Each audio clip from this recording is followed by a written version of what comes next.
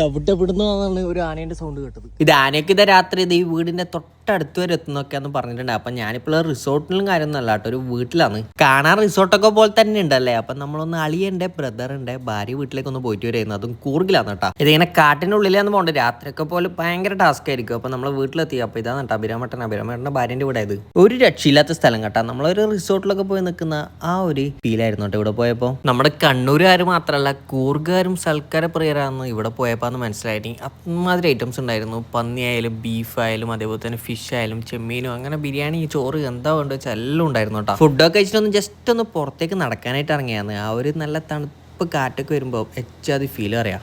ഇവിടെ അങ്ങനെ രണ്ട് ഭീകരന്മാരുണ്ടാ, രണ്ടല്ല കുറേ എണ്ണം ഉണ്ടായിരുന്നു തോന്നുന്നു. ഇപ്പൊ രണ്ടെണ്ണം ഇല്ല തോന്നുന്നു. പിന്നെ ഞാനധികം മൈൻഡാക്കാനൊന്നും പോയിട്ടാ. നമ്മളെന്തിനാ വെറുതെ റിസ്ക് എടുക്കുന്നത് അല്ലേ.